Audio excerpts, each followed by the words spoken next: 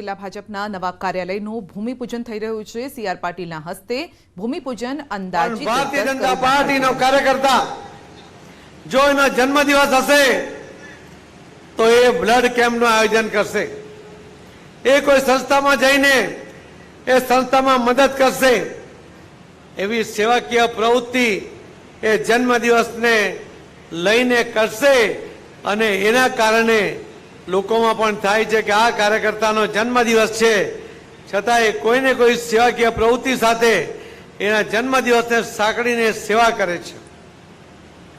એ ક્યારેય કોઈ જગ્યાએ ફરવા જઈને પોતાનો જન્મદિવસ ઉજવતો નથી, પરંતુ પોતાના મત વિસ્તારની અંદર જઈને એ કામ કરીને લોકોની વચ્ચે રહીને પોતાનો જન્મદિવસ ઉજવે છે। અને એટલે જ ભારતીય જનતા પાર્ટીને પાર્ટી વિથ ડિફરન્સ કહેવામાં આવે છે। એનું કારણ છે કાર્યકર્તાઓનું કમિટમેન્ટ છે અને આ કમિટમેન્ટ આ વડોદરા જિલ્લાના કાર્યાલય વખતે પણ જોવા મળ્યું। મને અહીંયા અધ્યક્ષશ્રી અને પ્રભારીશ્રી અને મહામંત્રી શ્રી ભાર્ગવભાઈ અને રંજનભાઈને કહ્યું કે તમે એકાદ કલાકનો સમય આપજો, અમે કેટલાક આગેવાન કાર્યકર્તાને ભેગા કરીએ અને ફંડ ભેગું કરવું છે। મેં કહ્યું કલાકમાં થઈ જશે? તો કે થઈ જશે। હું વડોદરા જતો હતો, અમદાવાદ જતો હતો, વડોદરા હાઈવે પર જ એક જગ્યાએ અમે બધા ભેગા થયા।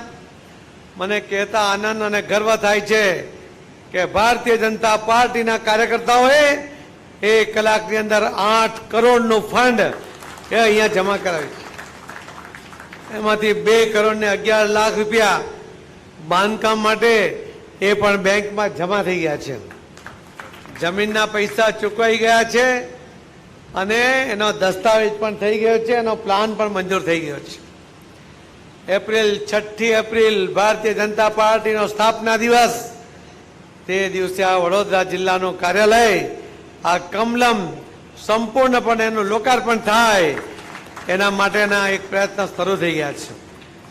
મેં ત્યારે પણ કહ્યું હતું, આજે આપને પણ ફરી કહેવા માંગુ છું કે આમ તો હું સુરેન્દ્રનગર ગયો હતો, સુરેન્દ્રનગરના કાર્યાલયનું ભૂમિપૂજન કર્યું અને એક હોલમાં અમારે મળવાનું થયું। એ હોલની અંદર પણ અમે કાર્યકર્તાઓને હાકલ કરી, એ કાર્યકર્તાઓએ પણ અમને 1 કલાકની અંદર 8.5 કરોડ રૂપિયા આપ્યા અને એનું કામ પણ શરૂ થઈ ગયું છે। હું કચ્છ ગયો, કચ્છના કાર્યકર્તાઓએ 5.5 કરોડ રૂપિયા આપ્યા। હું સુરત જિલ્લામાં ગયો, સુરત જિલ્લાના કાર્યકર્તાઓએ 10 કરોડ રૂપિયા આપ્યા। એક પાર્ટી હમણાં અહીંયા આવે છે ને, ચોમાસું આવે ને પેલા આવી જાય ને ડરાવ કરતા, એવા આ સિઝનલ જે રૂપાલા સાહેબ કે સિઝનલ બધા આવતા હોય છે। જેમ સિઝનલ ફ્રૂટ આવે અને એમાં કેટલાક ફ્રૂટ ખાટા હોય, કેટલાક કડવા હોય, એવા એમને વાંધો પડ્યો કે 1 કલાકમાં ભારતીય જનતા પાર્ટીના કાર્યકર્તાએ 10 કરોડ કેમ આપ્યા। એમને અમારે કેવું છે કે તમે તમારી જાતને બહુ શરીફ ઈમાનદાર કેવડાવો છો। આ ઓપન ભારતીય જનતા પાર્ટીના કાર્યકર્તાઓ ઓપન ડાયસ ઉપર પોતાના નામ સાથે જાહેરાત કરે છે અને ચેક આપે છે। આ પ્રમાણે તમે એક કાર્યાલય બનાવીને બતાવો તો અમને પણ લાગશે કે નહીં, તમારા કાર્યકર્તાઓ પણ પાર્ટી માટે કમિટેડ છે।